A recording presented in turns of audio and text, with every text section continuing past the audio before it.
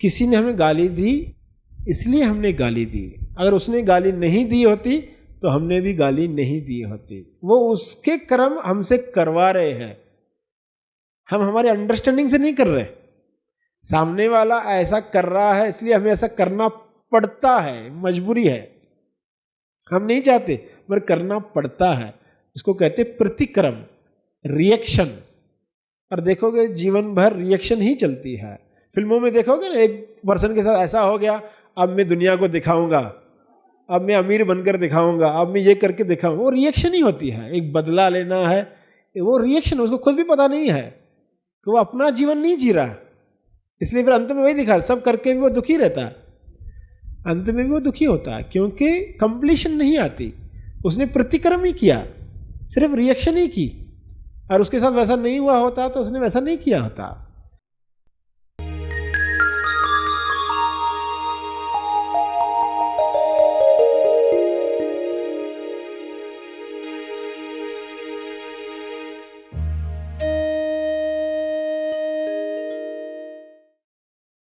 सभी को शुभेच्छा, हैप्पी थॉट्स।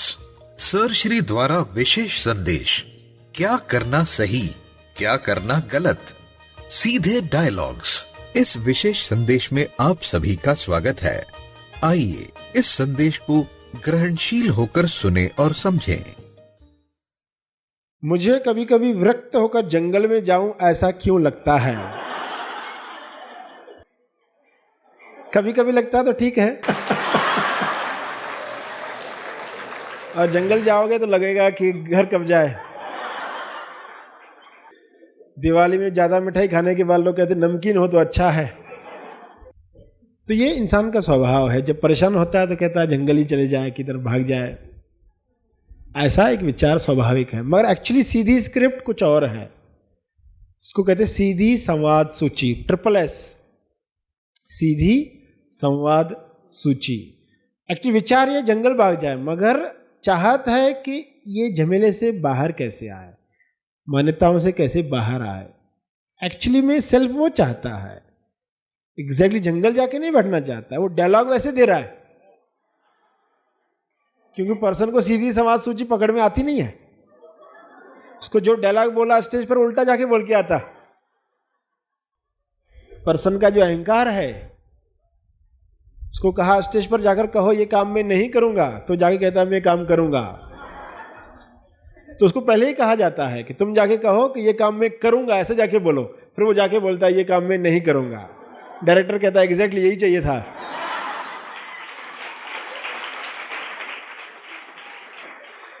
तो जैसे जैसे सेल्फ से ट्यूनिंग होती जाएगी तो ऐसे विचार बंद हो जाएंगे। तो अब सीधे सीधे सेल्फ बताएगा एक्चुअली तुमको जंगल नहीं जाना है, एक्चुअली सत्संग जाना है।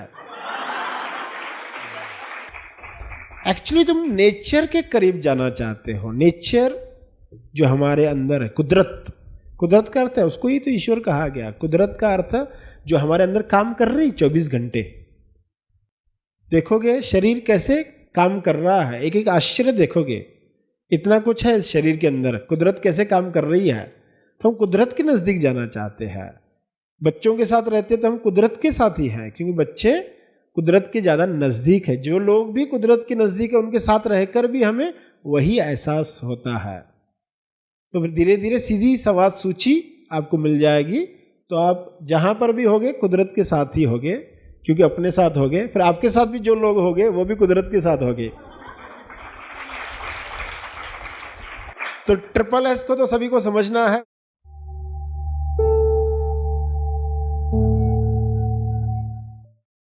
कुछ लोगों के ऐसे सवाल थे, अंडा खाए कि नहीं, नॉनवेज खाए कि नहीं, ऐसी कुछ बातें थी। जब भी इस तरह के सवाल आते हैं तो हमेशा समझना कि जवाब जो ओपन प्रवचनों में आते हैं उनके लिए अलग होता है। आसमानी शिविर के बाद बदलता है, जवाब बदलते जाते हैं। समझ ये रखनी है कि जवाब क्यों बदलते हैं। शुरू में इंसान थोड़ी अपनी सुविधा चाहता है। शुरू में इंसान को सत्य से ज़्यादा प्यार नहीं है, सुरक्षा से ज़्यादा प्यार होता है, सुविधा से ज़्यादा प्यार होता है। दो चीज़ें सामने रखी जाए, ये सत्य है, ये सुविधा है, ये सत्य है, ये सुरक्षा है, क्या चुनोगे? तो हर इंसान सुरक्षा चुनता है, क्यों? क्योंकि अगर वो जिंदा रहा तो कुछ जान पाएगा। ये प्रकृति की तरफ से कूट कूट कर भरा हुआ है हर शरीर में। मुसलमान मुसलमान को ही सहारा देता है, हिंदू हिंदू को ही देता है, गुजराती गुजराती के पक्ष में ही जाता है, पंजाबी पंजाबी के पक्ष में जाता है। कारण वो ज्यादा रहेंगे नंबर में तो सुरक्षा। वो जानते हुए भी कि ये इस बात में गलत है, ये हिंसा कर रहे हैं, ये तोड़फोड़ कर रहे हैं, ये तो गलत कर रहे हैं, अपने ही लोग, अपने ही भाई, अपने ही रिश्तेदार गलत कर रहे हैं, मगर फिर भी सुरक्षा ज़्यादा प्यारी लगती है, सत्य प्यारा नहीं लगता है। तो फिर इसलिए जो शुरू में जवाब दिए जाते हैं वो किस तरह के होते हैं? जो उसको मन को अच्छे लगते हैं और वो यात्रा शुरू करता है, क्योंकि सत्य इंपॉर्टेंट है। धीरे धीरे सत्य जैसे इंपॉर्टेंट होते जाएगा तो इस तरह के जो सवाल है वो उसके विलीन होते जाते हैं। तो पहले पर्सन पूछता है अंडा खाए नहीं खाए, तो उसको बताया जाता है ठीक है खाओ, अंडे खाओ मगर अंधे होकर मत खाओ,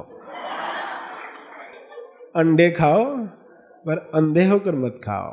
क्योंकि मात्रा जो है, ये चीज़ें जो बताई गई किस लिए बताई गई है कि शरीर जो है वो मंदिर है, मंदिर में हम कौन सी चीज़ें डाल रहे हैं। प्रेम भक्ति बढ़ता है, जितना ईश्वर के प्रति प्रेम बढ़ता है ये ऑटोमेटिक खत्म होते जाता है। ऐसी चीज़ें डालना बंद कर देते हैं जो शरीर को तामसिक बनाती है, जो तमोगुण बढ़ाती है, वो चीज़ें ऑटोमेटिक कम होते जाती है। ऐसी चीज़ें डाली जाती है जो शरीर के लिए बनाई गई है। तो अंडे अंधे होकर मत खाओ कहने का अर्थ है क्या? कोई पर्सन अंडे खाता है और इतनी ज़्यादा मात्रा में खाता है, तो जैसे कि उसने, चाहे वो वेजिटेरियन भी खा रहा हो खाना, मगर ज़्यादा खा लिया तो नॉनवेज ही खाया।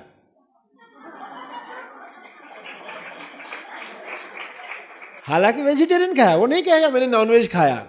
मगर ये जवाब समझने के लिए एक लेवल चाहिए कि तुम जब ज़रूरत से ज़्यादा खा लेते हो तो नॉनवेज खा रहे हो। और ऐसा मत समझना कि नॉनवेज थोड़ा खाया यानी वेजिटेरियन खाया।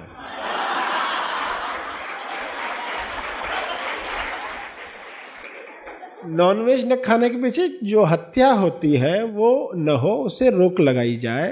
अंधे होकर नहीं, यानी ज़रूरत से जब ज़्यादा खाया जाता है तो उसका इफेक्ट वही होता है जो ऐसी चीज़ें खाने से तमोगुण बढ़ने का, तो वैसा न हो। तो अंडे खाओ तो अंधे होकर नहीं खाना है। और नॉनवेज का जैसे बताया कि भक्ति जैसे जैसे बढ़ेगी तो ये छूटते जाएगा। मगर कोई इंसान ये सोचे कि अरे ये तो नॉनवेज खाने को नहीं कहते, हम जाएंगे ही नहीं क्योंकि हम छोड़ना नहीं चाहते, तो उनको कहते नहीं तुम चालू रखो, तुम्हारा श्रवण चालू रखो। सत्य और नॉनवेज दोनों सामने है और तुम नॉनवेज को चुन रहे हो, तो कहते अच्छा ठीक है ये भी खाओ बली चलेगा, मगर सत्य को छोड़ो मत।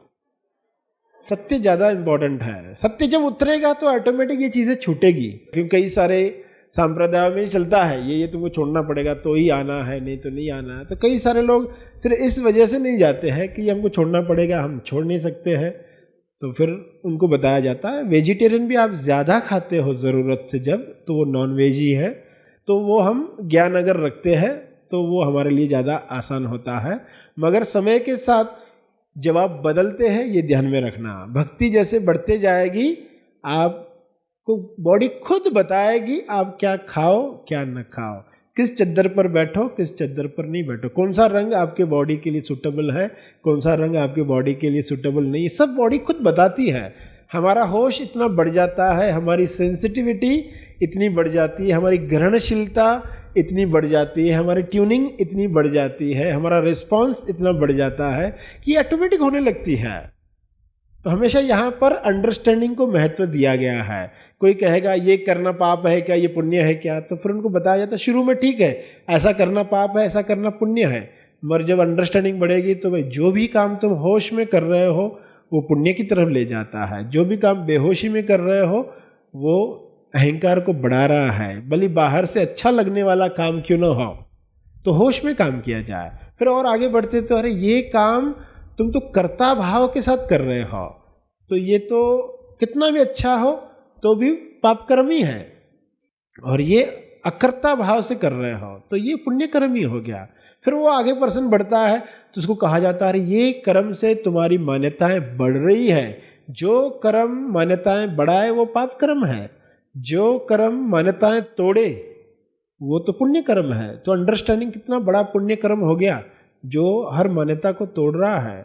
और फिर आगे जब कहा जाता है कि जो भी कर्म तुमको तुमसे दूर ले जा रहा है वो पाप कर्म है, जो भी कर्म तुमको तुम्हारे नजदीक ले आ रहा है वो पुण्य कर्म है। तो डेफिनेशन बदलते गए, मगर कौन कौन सा जवाब समझ पाएगा?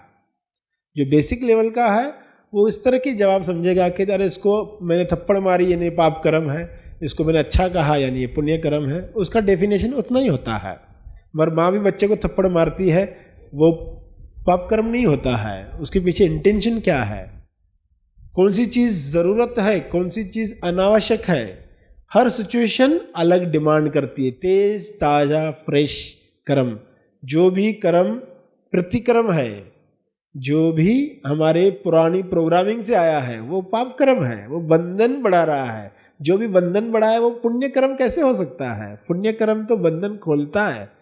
तो ये सारी बातें जब तक आप नहीं समझ पाएंगे तब तक एक साधारण पाप और पुण्य को भी हम नहीं समझ पाएंगे।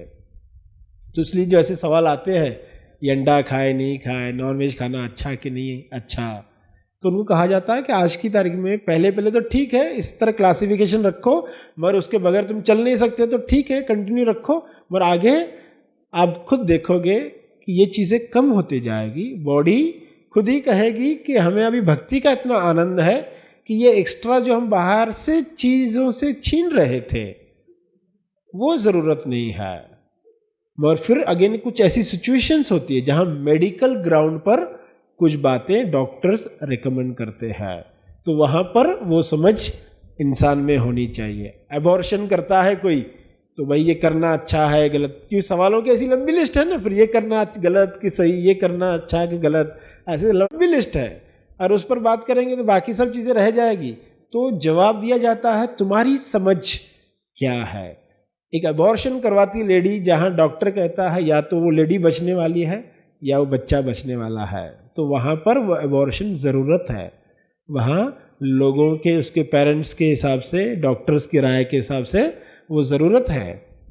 दो बच्चे हैं, एक ही बच पाएगा तो एक बच्चा मर जाता है, तो वहाँ पर वो आवश्यकता है।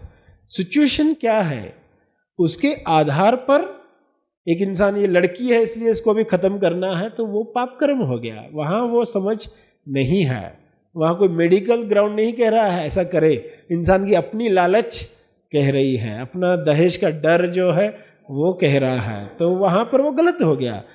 तो ये समझ जो है वो अति आवश्यक है। मन चाहता फिक्स आंसर हो, ये करना गलत ये करना सही, एक फिक्स आंसर बताओ ताकि उसको खुद सोचना न पड़े। मगर अंडरस्टैंडिंग जो रखता है वो कहेगा नहीं, हर सिचुएशन एक अलग चीज डिमांड करती है, सोचने के लिए मजबूर करती है। भक्ति युक्त रिस्पॉन्स क्या होना चाहिए, उस घटना से रिलेटेड कितने लोग हैं, उस डिसीजन का निर्णय का असर कितने लोगों पर होने वाला है, उस हिसाब से हमें निर्णय लेना है। तो सिचुएशन की डिमांड क्या है, कुछ पर्टिकुलर सिचुएशंस में वो चीज़ें हमें करनी होती है, तो वहाँ वो समझ आपको सहारा देती है।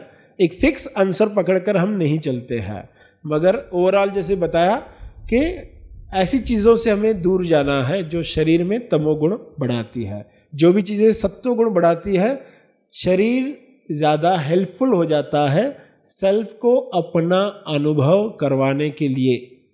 तो उस प्रेम में, उस भक्ति की वजह से वो सब चीज़ें छूटते जाती है।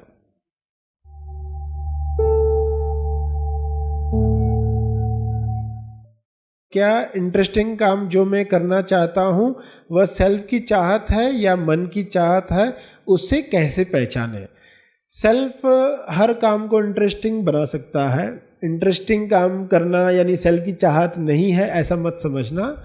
सेल्फ की चाहत क्या है, वो व्यक्ति युक्त न हो। सेल्फ की चाहत है इम्पर्सनल आय के काम हो। इम्पर्सनल, एक पर्सन इंटरेस्टिंग काम कर रहा है जिससे व्यक्ति मोटा होता है और वो उसी में रहना चाहता है, वही इंटरेस्टिंग काम रिपीट करते रहना चाहता है। मगर सेल्फ की चाहत क्या है? सेल्फ ये नहीं कहता बोरिंग काम ही करना मेरी चाहत है। सेल्फ तो हर काम को इंटरेस्टिंग बना देगा। जैसे ही भक्ति युक्त रिस्पॉन्स शुरू होगा तो बोरिंग काम भी आपको इंटरेस्टिंग लगने वाला है। मगर वो इंटरेस्टिंग काम किस एंगल से हो रहा है? वो व्यक्ति की चाहत है, महत्वाकांक्षा है, किसी डर की वजह से, या उसने अपने आप को पहचाना है, अपने गुण जान रहा है। जैसे पानी के गुण है ट्रांसपेरेंट रहना, तो आप कपट मुक्त हो तो वो गुण समझते हुए कर रहे हो तो वो आनंद देगा, वरना तकलीफ होगी, वरना आप इंजॉय नहीं करोगे वो काम, वो इंटरेस्टिंग नहीं लगेगा। तो अपने आप को जानते हुए कर रहे हो तो सेल्फ की ये चाहत है, काम किस तरह का भी हो, इंटरेस्टिंग हो बोरिंग हो, सेल्फ के लिए दोनों मोटिवेशनल है, दोनों आनंद का कारण है। तो मापदंड क्या है कि वो इंटरेस्टिंग काम व्यक्ति क्या मानकर कर रहा है, मैं मेरे लिए कर रहा हूं या ये अभिव्यक्ति है, सेल्फ की अभिव्यक्ति। मैं अपने आप को जान गया हूं और समझ रहा हूं ये शरीर अभिव्यक्ति के लिए माध्यम बन रहा है, इसलिए आनंद है।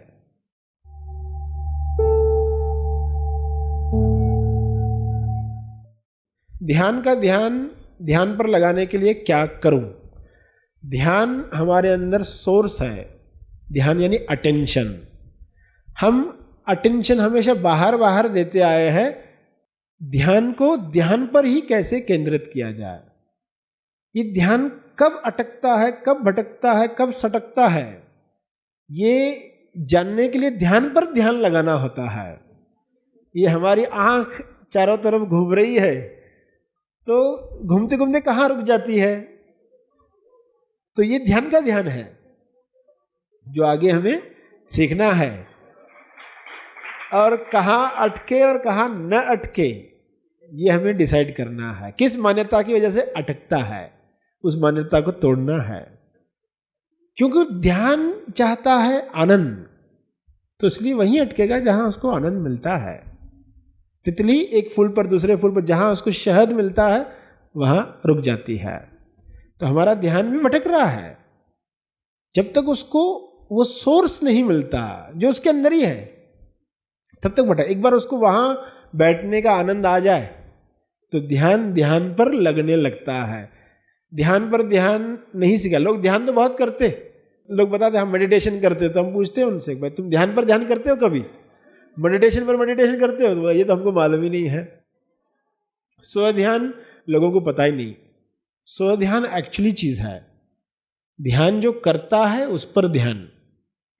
तो इनका सवाल भी उसी लाइन पर था, ध्यान का ध्यान पर लगाने के लिए क्या करूं? तो फिलहाल अपने ध्यान को ऑब्जर्व करो कि वो कहाँ अटकता है, कहाँ भटकता है, कहाँ से सटक जाता है। तो इससे अपने बारे में बहुत सारी चीजें जानने लग जाओगे।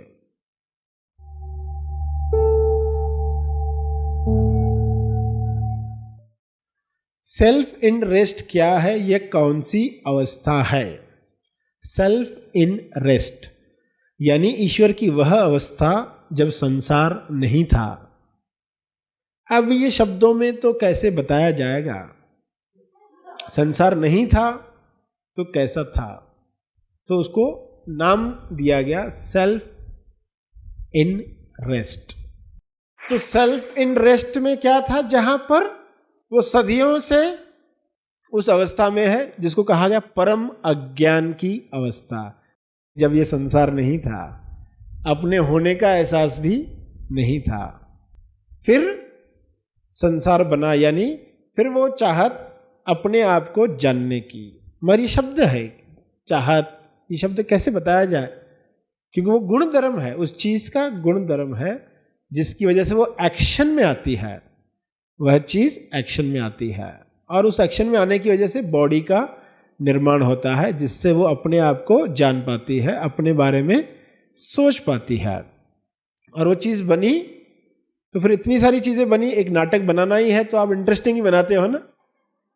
अगर नाटक बनाने को दिया ही जाए, एक साधारण नाटककार भी बनाएगा तो बोलेगा थोड़ा इंटरेस्टिंग क्यों ना बनाऊं। तो सबसे बड़ा नाटककार अगर बनाएगा तो ऐसे ही बनाएगा ना। तो सवाल जो था कि सेल्फ इन रेस्ट क्या है, कौन सी अवस्था है, तो ये अवस्था मूल अवस्था जब संसार नहीं था, यानी बिना निमित्त के कान की अवस्था, बिना दृश्य के आंख की अवस्था, बिना सुगंध के नाक की अवस्था, बिना स्पर्श के त्वचा की अवस्था, बिना विचार के सेल्फ की अवस्था, उसको कहा गया है सेल्फ इन रेस्ट।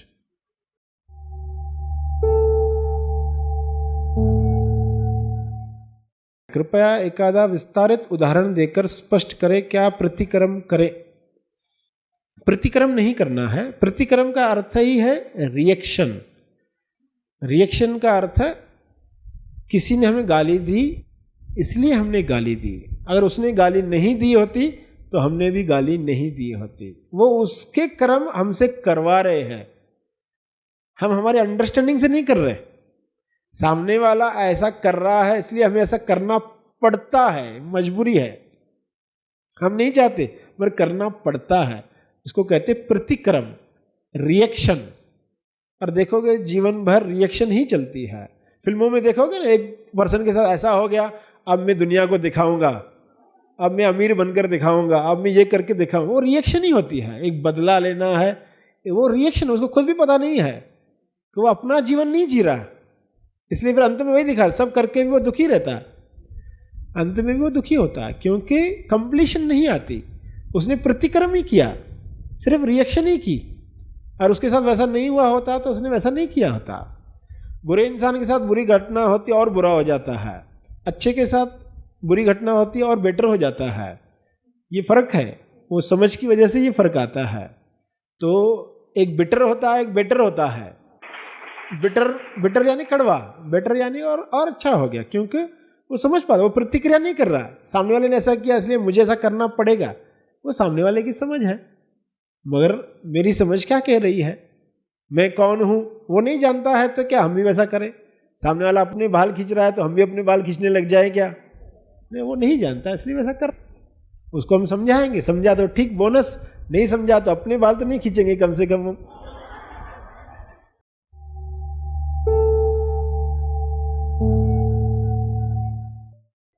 इंसान का पहला जन्म कौन से कर्मों से मिला? मनन से जवाब नहीं मिल पाया, कृपया स्पष्ट रूप से बताएं। इंसान का पहला जन्म, तो अगेन इसमें ये जो सवाल है, इंसान का पहला जन्म कैसे मिला, ऐसा नहीं, ईश्वर का पहला जन्म कैसे हुआ?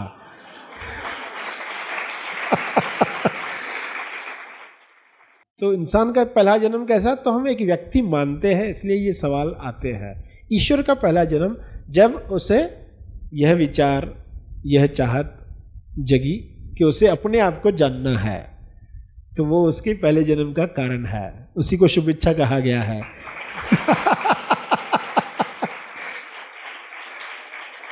उसी को हैप्पी थॉट कहा गया है।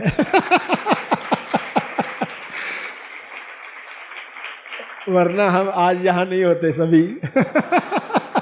जो आनंद चल रहा है वो नहीं होता। अच्छा है ना, वो शुभ इच्छा जागी। अगर नहीं जागी होती तो अभी भी वैसा ही होता, इन रेस्ट में ही होता। सरश्री द्वारा दिया गया यह संदेश तेज ज्ञान का केवल परिचय मात्र है, तेज ज्ञान नहीं। तेज ज्ञान सरश्री महा आसमानी परम ज्ञान शिविर में प्रदान करते हैं। इसका असली आनंद आप शिविर में भाग लेकर ले सकते हैं। यह शिविर आप ऑनलाइन भी कर सकते हैं। अधिक जानकारी के लिए संपर्क करें। क्या आपको पता है कि आप पूरा जीवन चिंता मुक्त और तनाव मुक्त होकर जी सकते हैं? क्या आपको पता है कि आप पूरा जीवन भय मुक्त और दुख मुक्त होकर जी सकते हैं? जी हाँ, यह संभव है।